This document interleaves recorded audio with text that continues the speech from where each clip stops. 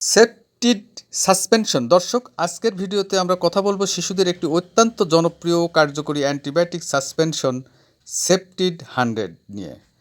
আপনারা দেখতে পাচ্ছেন এটি একটি পাউডার ফর সাসপেনশন।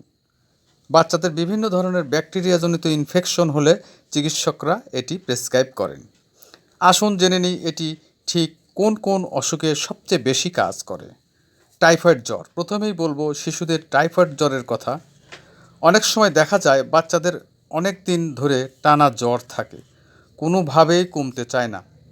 টাইফয়েড এক ধরনের জেদি ব্যাকটেরিয়ার কারণে হয়ে থাকে। এই সেপটিড 100 মিলিগ্রাম ওষুধটি ওই টাইফয়েডের জীবাণুকে সরাসরি ধ্বংস করতে দারুণ ভূমিকা রাখে। তাই শিশু বিশেষজ্ঞ ডাক্তাররা টাইফয়েড জ্বরের চিকিৎসায় এটি নিয়মিত দিয়ে থাকেন। গলা ও টনসিলের ইনফেকশন। শিশুদের গলার সমস্যা বা টনসিলাইটিস। বাচ্চারা ঠান্ডা লাগলে বা বাইরের খাবার খেলে প্রায়ই গলা ব্যথা, গিলতে কষ্ট হওয়া কিংবা টনসিল ফুলে যাওয়ার সমস্যায় ভোগে। চিকিৎসা বিজ্ঞানের ভাষায় একে টনসিলাইটিস বলে। সেপটিড সাসপেনশন গলার সেই ব্যাকটেরিয়াল ইনফেকশন দূর করে দ্রুত স্বস্তি ফিরিয়ে আনে। কানের ভেতরে সংক্রমণ ও ব্যথা। গুরুত্বপূর্ণ রোগ হলো কানের ইনফেকশন। অনেক ছোট বাচ্চার কান ব্যথা হয়ে কান দিয়ে পানি বা পুঁজ পড়ার মতো ঘটনা ঘটে। কান লাল হয়ে যাওয়া বা ইনফেকশন হয়ে ব্যথা হলে চিকিৎসকরা ব্যাকটেরিয়া মেরে ফেলতে এই সেপটিড ওষুধটি ব্যবহারে পরামর্শ দিয়ে থাকেন। শ্বাসতন্ত্রের সংক্রমণ ও নিউমোনিয়া। শ্বাসনালী ও ফুসফুসের সংক্রমণ।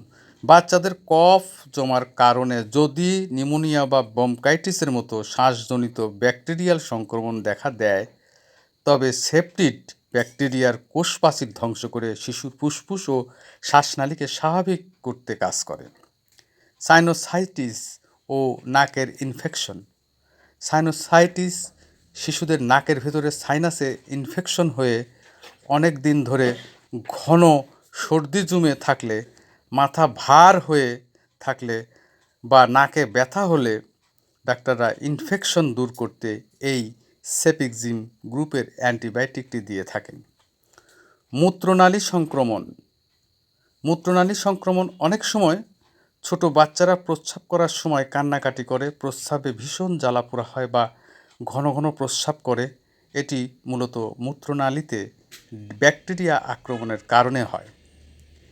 এই সংবেদনশীল ইনফেকশন সারাতেও সেপটিড বেশ কার্যকরী। শিশুদের খাওয়ার সঠিক নিয়ম। দর্শক, অ্যান্টিবায়োটিকের মাত্রা কিন্তু কোনো সাধারণ বিষয় নয়। সবসময় মনে রাখবেন, শিশুদের অ্যান্টিবায়োটিকের ডোজ মূল হিসাব করা হয় তাদের দৈহিক ওজন অনুযায়ী। সাধারণ হিসাব প্রতি কেজি ওজনের জন্য 8 মিলিগ্রাম।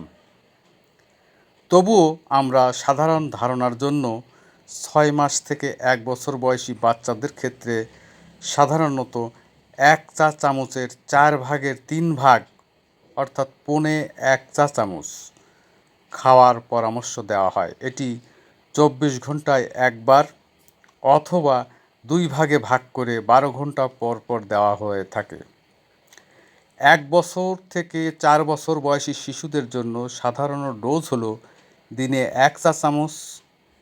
এটিও ডাক্তারের পরামর্শ অনুযায়ী দিনে একবার অথবা আধা চা চামচ করে দিনে 2 বার বা 12 ঘন্টা পর পর খাওয়ানো যায়।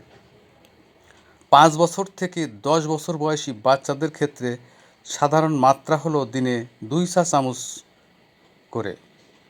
চিকিৎসকের নির্দেশনা অনুযায়ী 1 চা চামচ করে দিনে 2 বেলা 12 ঘন্টা পর পর দেওয়া সবচেয়ে উত্তম।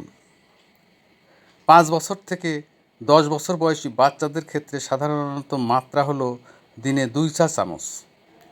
চিকিৎসকের পরামর্শ বা নির্দেশ অনুযায়ী 1 চা চামচ করে দিনে 2 বেলা 12 ঘন্টা পর পর দেওয়া সবচেয়ে ভালো। ওষুধটি খাওয়ানোর আগে পানি ফুটিয়ে ঠান্ডা করে বোতলের নির্দেশিত লাল চিহ্ন পর্যন্ত ঢেলে খুব ভালো করে ঝাঁকিয়ে সাসপেনশন বানিয়ে নিতে হবে।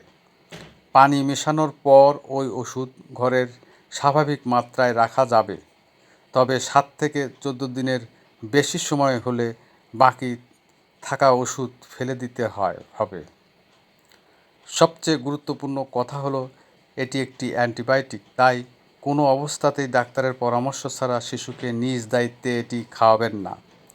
আর ডাক্তার যতদিন কোর্স দেবেন পুরো কোর্সটি শেষ করতে হবে। মাঝপথে শিশু সুস্থ হয়ে গেলেও ওষুধ বন্ধ করা যাবে না। ভালো থাকুন, শিশুকে সুস্থ রাখুন। ধন্যবাদ।